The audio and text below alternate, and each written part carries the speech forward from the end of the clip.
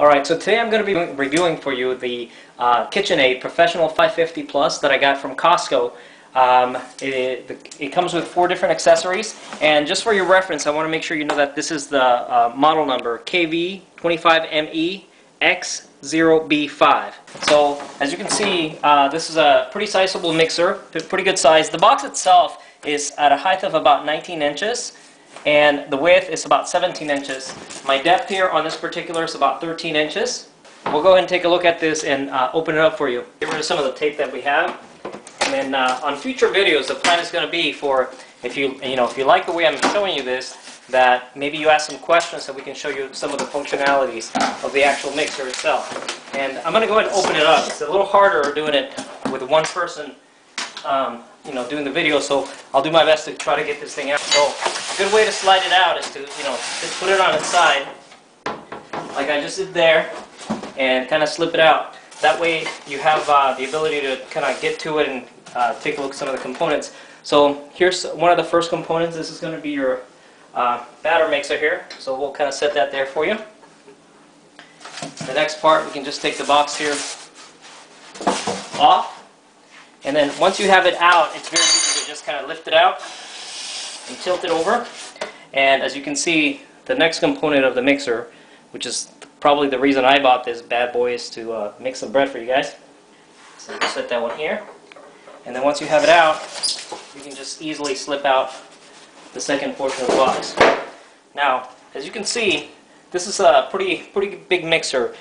There are other mixers out in the market that have a lot less horsepower than the Professional 550 Plus, and it's one of the reasons that I actually decided to get this, again, because I was looking to do some of the bread and dough mixing. I did a lot of my mixing for the doughs by hand previously, so I'm really looking forward to seeing how well I can get some of the mixing to some of that dough batter to come out.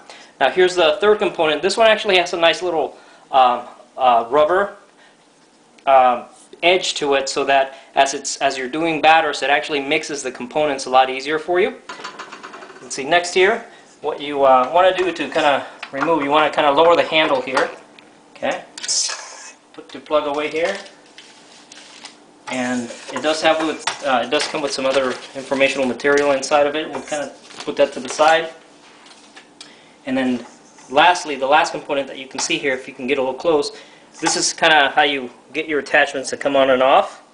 It kind of has like an L-shaped hook to it, so what you do is you remove each component by attaching it, give it a twist, and then kind of removing the component. So here you have your 4 components for the mixer, and we'll take a look at some of the uses between them on maybe future videos.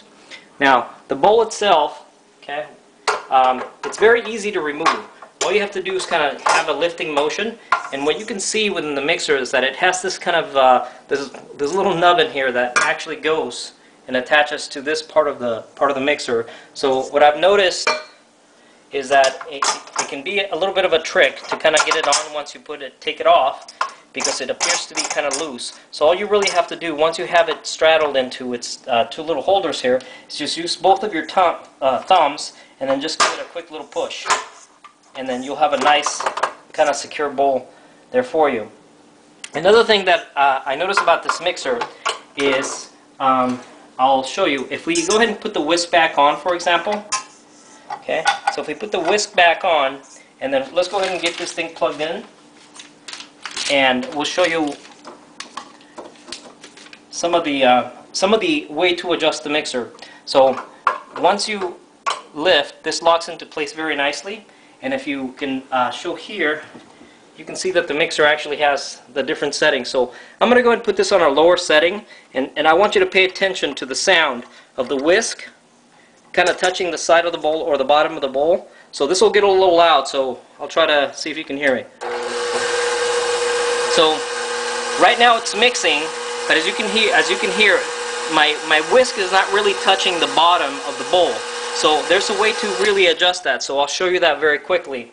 So what you end up doing with this is, again, lower your bowl, take out your component, and then what you can do here, you'll notice that there's a screw here. kind of pointing at it here. So there's a screw that sits here. And so the way it works, if you go counterclockwise, it'll actually raise your bowl. So if you go counterclockwise, your bowl will actually go up a little bit once you lift the bowl. So let me show you. This screw, it actually works at about 180 degrees. So right here, I went clockwise. So what I've told the bowl to do is to actually be lower.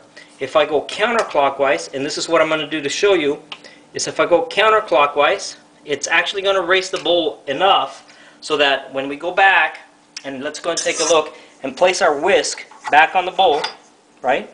So now we lock the whisk back on, we go and raise it back up, and now let's listen again to the sound of the whisk actually touching the side of the bowl. So again, when I turn the bowl on,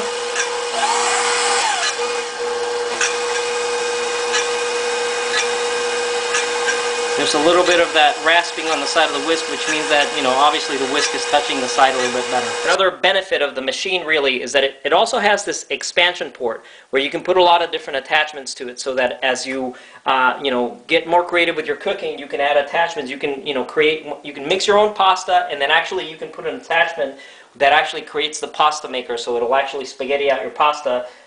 You can do a grain mill and many other attachments like a food grinder, etc. So again, this is a great machine, a lot of horsepower, 575 watts. You know, again, came from Costco. It's a great machine. So that's the first look at the Professional 550 Plus. If you like what I showed you, please click like on the bottom of the screen here. Feel free to leave me any questions, and I'll be happy to answer them for you. Feel free to put some comments on the bottom of the screen, and on future videos, what we'll try to do is actually show you some of the different some of the different attachments and how they work. But anyways, that's a first look at the KitchenAid Professional 50 Plus, and we'll look forward to seeing you again.